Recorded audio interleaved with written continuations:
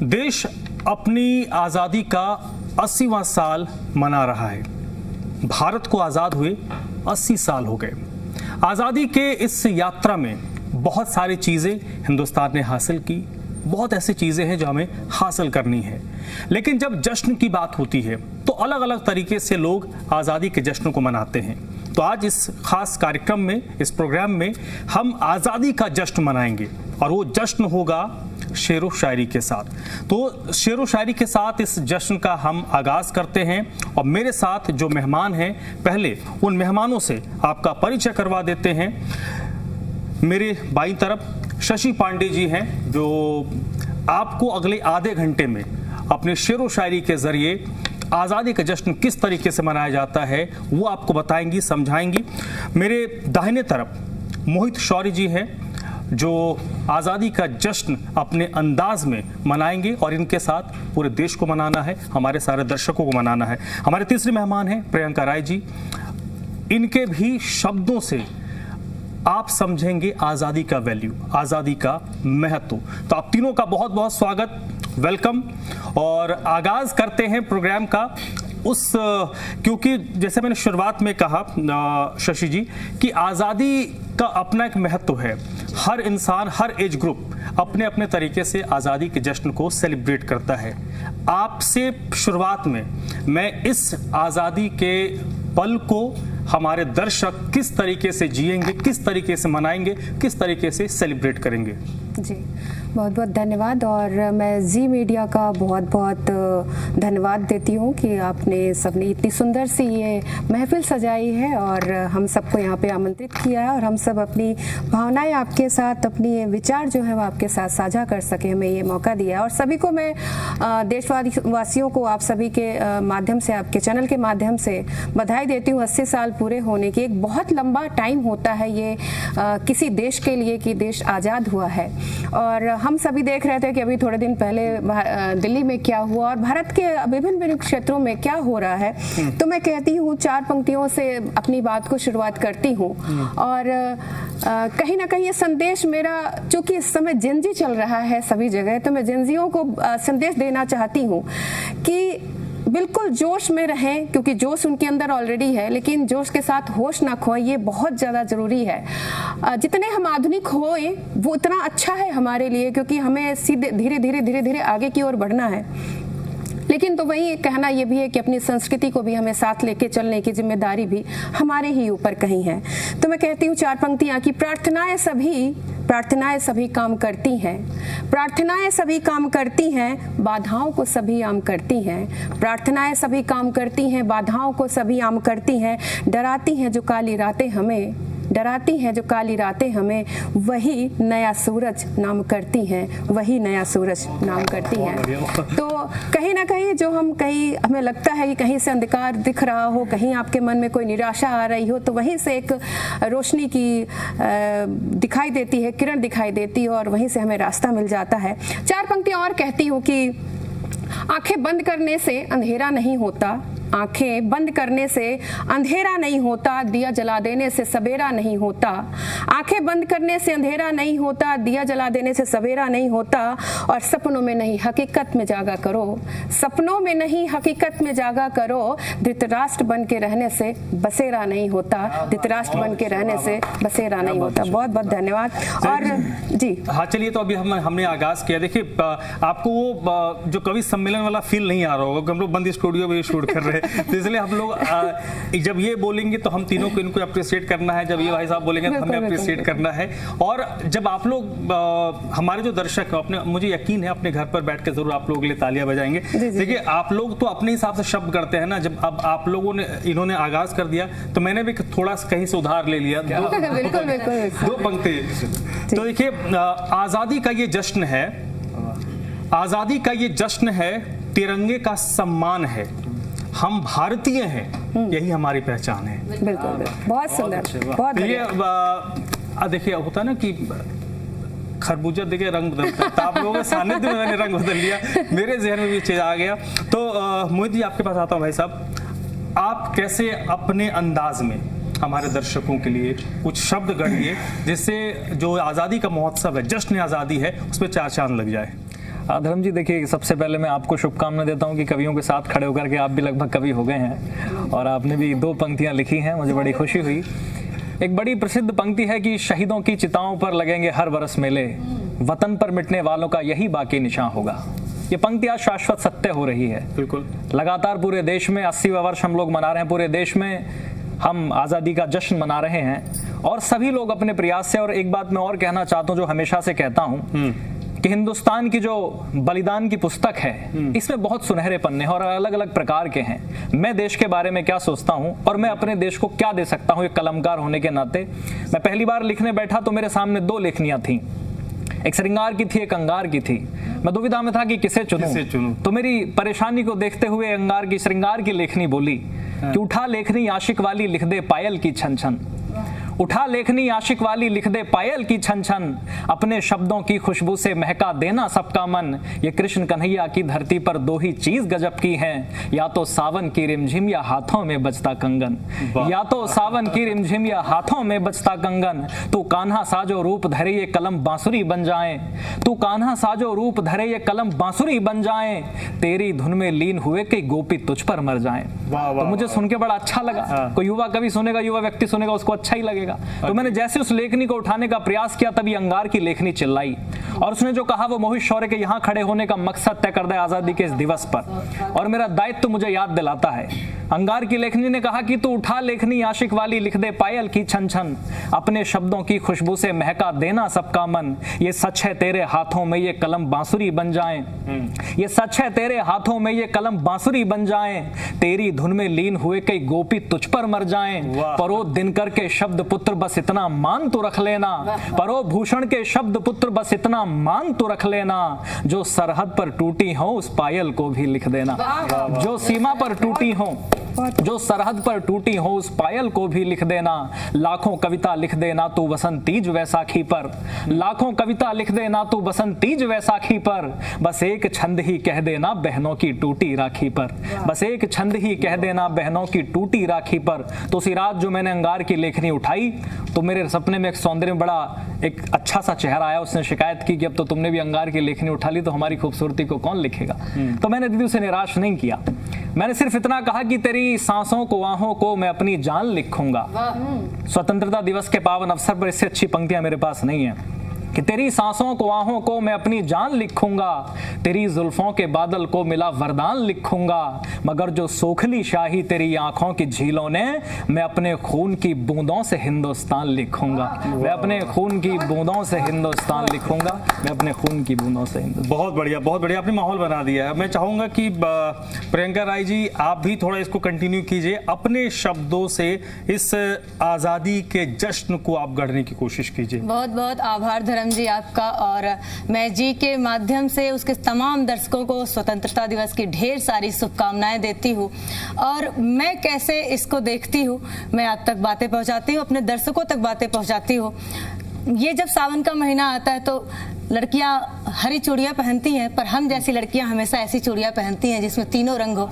तब वहीं से बात रखती हूँ कि देश का रंग मुझ पे चढ़ा इस कदर, जिसको देखूं उसी में तिरंगा दिखे, बाजुओं में हिमालय सफौलाद और इन निगाहों में बहती मगंगा दिखे। जानकी मुझको परवाह कभी भी नहीं, जानकी मुझको परवाह कभी भी नहीं, हम रहे ना रहे मुल्क मेरा रहे, दिख रहे फूल गुलशन में हंसते हुए और विचरते गगन में विहंगा दिखे। देश का रंग मुझ पे चढ़ा इस कदर, जिसको देखूं उसी में तिरंगा दिखे, जिसको देखूं उसी में तिरंगा दिखे। और इन पंक्तियों को और प्रौढ़ करती हूँ, मजबूत करती हूँ, और मोहित के बातों को और किस रंग से उसकी बहन कह सकती है उसे रखती हूँ कि मैं क्या लिखना चाहती हूँ, मैं धर्म जी में क्या लिखना चाहती हूँ, मैं मोहित में, मैं अपने भाइयों में क्या लिखना चाहती हूँ। वही से बात एक क्षण से कि शत्रुओं के दंभ को निचोड़ के जो छोड़ देता बाजुओं का ऐसा फौलाद लिख दूंगी मैं। काल के कपाल पे त्रिकाल सा विराजता जो मृत्यु के समक्ष शंखनाद लिख दूंगी मैं। वक्ष पे जने उधारे मूछ गर्व से संवारे गर्जना से युक्त सिंहनाद लिख दूंगी मैं। भारती की आरती में खुद को चढ़ाने वाला वीर चंद्रशेखर आजाद लिख दूंगी मैं, वीर चंद्रशेखर आजाद लिख दूंगी मैं। और बेटियों में जब लिखने की बारी आएगी धर्म जी, तो क्या लिखना चाहती हूँ मैं, खुद में क्या देखती हूँ कि निज मातृभूमि की जो बात यदि आ गई तो चूड़ियों में अपनी रवानी लिख दूंगी मैं। नारी अस्मिता की आन बान और शान लिए हाड़ी रानी जैसी स्वाभिमानी लिख दूंगी मैं। राजधर्मिता को मान कर दे जो पुत्र दान, पन्ना धाय माई की कहानी लिख दूंगी मैं। एक शब्द में यदि कहो जो शौर्य लिखने को, झांसी वाली रानी मर्दानी लिख दूंगी मैं, झांसी वाली रानी मर्दानी लिख दूंगी मैं। और चलते चलते अभी नहीं चलेंगे, अभी नहीं चल रहे अभी तो आगाज हुआ है, ये पहला राउंड है। तो देखिए, अब मैं बहुत ज्यादा बात नहीं कहूंगा, आप लोगों ने इतना माहौल बना दिया। अगर मैं ज्यादा सवाल करूं, ज्यादा बात करूंगा, वही हो जाएगा कि पेट भरने के लिए इंसान को भूख लगी है और आपने चावल मुंह में डाला, कंकड़ आ जाए, तो मैं वो कंकड़ नहीं बनना चाहता। तो मैं सीधे रुक कर लेता शशि पांडे जी। अब आपके पास आता हूं, एक माहौल तो बन गया।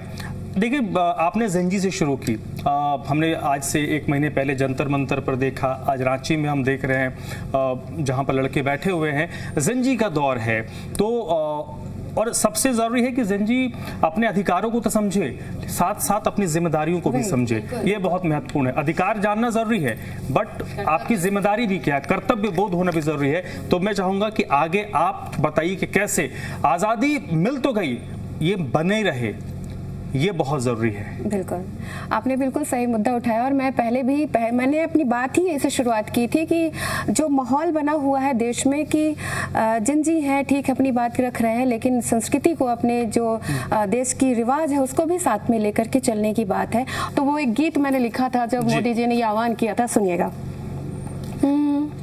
एक भारत श्रेष्ठ भारत हम इसे बनाए, चलो मिलजुल कर इसे सजाए। एक भारत श्रेष्ठ भारत हम इसे बनाए, चलो मिलजुल कर इसे सजाए। इस धरती से उस अंबर तक, दुनिया के पहले नंबर तक, इस धरती से उस अंबर तक, दुनिया के पहले नंबर तक। सोच कैसे इसको हम आगे लाए, चलो मिलजुल कर इसे सजाए। एक भारत श्रेष्ठ भारत। दुनिया जीत आए यहाँ तक, पहुँचेंगे हम हिम शिखर तक। दुनिया जीत आए यहाँ तक, पहुँचेंगे हम हिम शिखर तक। सोच कैसे उस ऊंचाई को हम जाए, चलो मिलजुल कर इसे सजाए। एक भारत श्रेष्ठ भारत। आदर्शों में राम तक, प्रेम में जाए शाम तक। आदर्शों में राम तक, प्रीत में जाए शाम तक। सोच कैसे उस यश को हम पाए, चलो मिलजुल कर इसे सजाए। एक भारत श्रेष्ठ भारत हम इसे बनाए, चलो मिलजुल कर इसे सजाए। चलो मिलजुल कर इसे सजाए। तो ये हम सबका कर्तव्य, हम सबका फर्ज है कि हम पूरे अपने देश को सजाएं, एक करें, त्योहार मनाएं, खुशी मनाएं, और कोशिश हो कि कहीं एक दूसरे से मन मुटाव ना हो, एक साथ हो। तो ये चीजें हम सभी एक प्रति एक नागरिक की जिम्मेदारी होनी चाहिए। तो ऐसा मेरा मानना है। मोहित जी, आपने बड़ी अच्छी बात कही थी पहले कि आपने 2 रस को चुना, एक श्रृंगार रस, एक वीर रस। देखिए, आज की तारीख में क्योंकि हम लोकतंत्र में हैं, ऐसा नहीं हो सकता कि हम जो वीर रस जिस वक्त गढ़ा गया होगा, जिस वक्त की पंक्तियां हम पढ़ते हैं या सुनते हैं, वो दौर दूसरा था, ये दौर दूसरा है। तो बहुत जरूरी होता है ना कि हर रस के बीच हम सामंजस्य बना के चलें। ऐसा ना हो कि वीर रस में हम इतने आतुर हो जाएं कि हम तलवार निकाल लें, वो दौर तो है नहीं, क्योंकि देश अपना है, देश चलाने वाले अपने हैं, जो देश चला रहे हैं उनको चुनने वाले अपने हैं, वो भी हमारे अपने हैं, तो उनके खिलाफ हम तलवार नहीं चला सकते। पहले किसी दौर में हमने चलाया था क्योंकि वो अपने हमारे नहीं, तो हम पे शासन करते थे। तो कुछ एक मैसेजिंग भी आप दे दीजिए अपने शब्दों के जरिए। देखिए धर्म जी, मैं हमेशा से एक बात कहता हूं कि देश अगर सोने की चिड़िया था तो हमारी वजह से था। इस देश को अगर लूटा गया तो हमारी वजह से लूटा गया। ये देश अगर गुलाम रहा तो हमारी वजह से रहा। ये देश अगर आज़ाद हुआ तो हमारी वजह से हुआ। ये देश अगर गड्ढे में गया तो हमारी वजह से गया। और अगर ये देश पुनः विश्वगुरु बनेगा तो वो भी हमारी वजह से बनेगा, कोई और नहीं आएगा। बहुत बढ़िया बात। और वो बनेगा ऐसे कि जिसको भी जो काम मिला है देश के अंदर, चाहे आप एंकर हैं, मैं पोइट हूँ, चाहे नेता हैं, चाहे खिलाड़ी हैं, चाहे एक्टर्स हैं, जिसको जो काम मिला है वो पूरी निष्ठा के साथ, देशभक्ति के साथ, जिम्मेदारी से अगर अपना काम करे तो इस देश को विश्वगुरु बनने से कोई ताकत रोक नहीं सकती। मैं कवि हूं, मैं हमेशा से कहता हूं कि देश के लिए खड़े हैं, देश के लिए लड़े हैं, देश पर ही अपने ये प्राण वारते हैं हम। प्यार में तो हमसे कोई भी जीत जाए पर छल और बल से कभी ना हारते हैं हम। बैठकर संसद में खुद को खुदा जो माने, ऐसे सत्ताधीशों का नशा उतारते हैं हम। और जिस जगह लोग मुंह खोलने से डरते हैं उस जगह शेर सी दहाड़ मारते हैं। आज का देश भले ही थोड़ा वीरांगनाओं का हो रहा हो, लेकिन ये देश वीरांगनाओं का रहा है। मैं 1-1.5 मिनट की कविता झांसी की रानी पर पढ़ना चाहता हूं और याद दिलाना चाहता हूं कि किन बलिदानों पर यह देश खड़ा है। जो आज के जेनजीज सुन रहे हैं वो जरूर सुने कि ऐसे भी नौजवान थे, ऐसे भी 23-24 साल की लड़कियां थीं जिन्होंने अपना सब कुछ बलिदान कर दिया इस देश के लिए, इस मिट्टी के लिए। मैं पढ़ता हूं, सुनिएगा कि जब भारत माँ के आंचल पर कुछ काले बादल छाए थे, मौके पर घात लगा करके गोरे झांसी तक आए थे।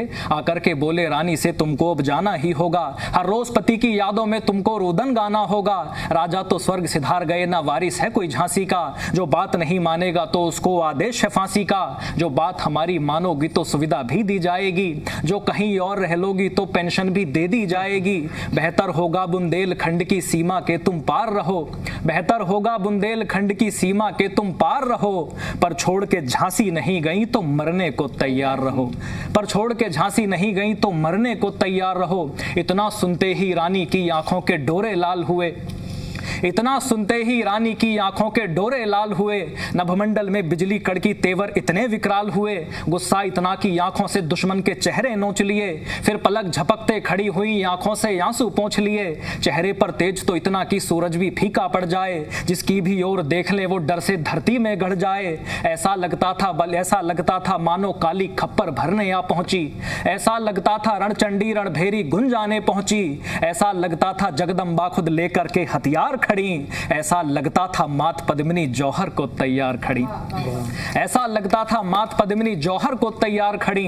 पर थोड़ा धीरज धर करके रानी ने ये हुंकार भरी, फिर हाथ हटा तलवारों से और शब्दों की टंकार करी। बोली जाकर के कह देना गोरों से और गद्दारों से, बोली जाकर के कह देना गोरों से और गद्दारों से, जो ख्वाब देखते झांसी का उन सब किस्मत के मारों से। जब तक ये रानी जिंदा है ये आन नहीं मिटने देगी, जब तक भी रानी जिंदा है ये आन नहीं मिटने देगी। वो वीर शिवा राणा प्रताप का मान नहीं घटने देगी। भारत की पावन बगिया का एक फूल नहीं ले पाओगे, भारत की पावन बगिया का एक फूल नहीं ले पाओगे। अरे झांसी तो छोड़ो झांसी की धूल नहीं ले पाओगे, झांसी तो छोड़ो झांसी की धूल नहीं ले पाओगे। तो जो बलिदानों पर टिका हुआ अपने इतिहास को जानो तुम, मैं जैनजीज से कह रहा हूँ जी जी, जो बलिदानों पर लिखा गया अपने इतिहास को जानो तुम ही दुनिया के दादा हो, अपनी ताकत पहचानो तुम। जिस पर सदियां नाज करेंगी वो अद्भुत किरदार हो तुम। भारत माता के शेरों इस दुनिया के सरदार हो तुम, भारत माता के शेरों इस दुनिया के सरदार हो तुम। और अंतिम 6 पंक्तियां पढ़ता हूं कि एक नई कहानी लिख डालो। करना क्या होगा इस देश के युवाओं को, एक नई कहानी लिख डालो, आंखों का पानी लिख डालो, चूनर को धानी लिख डालो, मजदूर किसानी लिख डालो, झांसी की रानी लिख डालो, पन्ना बलिदानी लिख डालो, फौलद जवानी लिख डालो, रणबीच रवानी लिख डालो। विपदा की छाती पर चढ़कर तुम आज भवानी लिख डालो, विपदा की छाती पर चढ़कर तुम आज भवानी लिख डालो। भारत माता की जय। चलिए, बहुत, अरे आपने इतनी खूब जो बातें कही हैं। और देखिए, कम से कम जो जेनजी से पीछे की एक पीढ़ी है ना, वो रानी से बहुत अपने आप को कनेक्टेड फील करते होंगे, क्योंकि जो हमने बचपन में किताबें, जो हमें कविताएं याद हैं, उन 2-4 कविताओं में एक रानी की कविता है जो बहुत प्रसिद्ध है और वो एनसीईआरटी की किताब में हमें पढ़ाई जाती थी, जो मुझे लगता है पूरे भारत ने पढ़ी होगी, हिंदी पट्टी ने खूब पढ़ी होंगी। तो चलिए अब आगे बढ़ते हैं। प्रियंका जी, आपके पास आते हैं, वही एक मैसेजिंग होनी चाहिए। देखिए, आप लोग अलग अलग विधा के लोग हैं, सबकी अपने के विशेष स्पेशलिटी होगी, लेकिन आज़ादी के इस वक्त में, इस दौर में बहुत ज़रूरी है कि हम जश्न तो मना रहे हैं, वर्तमान परिस्थितियों के संदर्भ में हमें कूल भी रहना है, हमें काम भी रहना है और हमें एंजॉय भी करना है। तो इरशाद। बिल्कुल, मैं क्यों गर्वित रहती हूँ अपने भारत भूमि से। मैं हमेशा कहती हूँ कि मुझे जब भी जन्म देना ईश्वर, मैं सनातनी हूँ और मैं विश्वास करती हूँ 7 जन्मों में, तो मुझे जब भी जन्म मिले, भारत भूमि में मिले, हिंदुस्तान में मिले, मैं कई बार हंस के भगवान से कहती हूँ, बदलना होगा तो शहर बदल लेना, बस देश मत बदलना। तो मैं वहीं से एक गीत पढ़ना चाहती हूँ।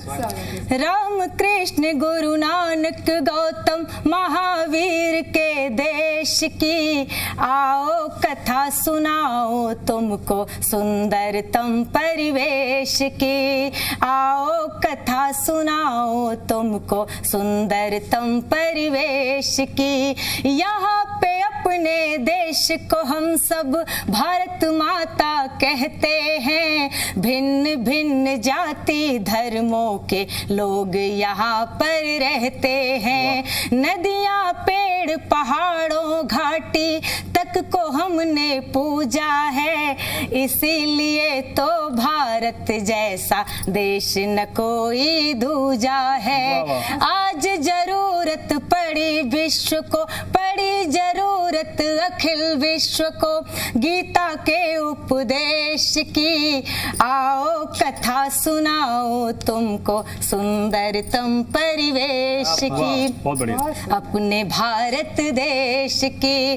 खुदीराम शेखर सुभाष यह देश भगत मतवाला का, खुदीराम शेखर सुभाष देश भगत मतवाला का, पुत्र बांध कर लड़ी युद्ध में उस मर्दानी बाला का। गुरु गोविंद ने चारों बेटे धर्म युद्ध में वार दिए, हाड़ी रानी ने खुद धड़ से अपने शीश उतार दिए। और मेरी दीदी ने और भाई ने कहा, उन जेनजी बेटियों को समर्पित करती हूँ जिनकी वजह से हम बहुत आहत हुए, कि आज जरूरत हर बेटी में, आज जरूरत हर बेटी में संकल्पित संदेश की, आओ कथा सुनाए तुमको सुंदरतम परिवेश की। है सम्मान जान से बढ़कर, है सम्मान जान से बढ़कर सैनिक के गणवेश की, आओ कथा सुनाओ तुमको सुंदरतम परिवेश की, अपने भारत देश की। तो देखिए, अब इस हमारे जश्न आज़ादी में 2 और नए मेहमान जुड़ चुके हैं।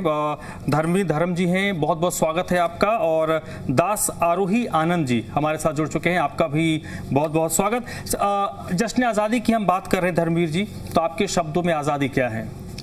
आज़ादी, हम लोग स्वतंत्रता दिवस मना रहे हैं। मैं एक मैसेज युवाओं को देना चाहता हूं कि हमें ये धरोहर कैसे बचानी है। ये आज़ाद देश हुआ है तो उसके लिए अब हमारी जिम्मेदारी क्या है।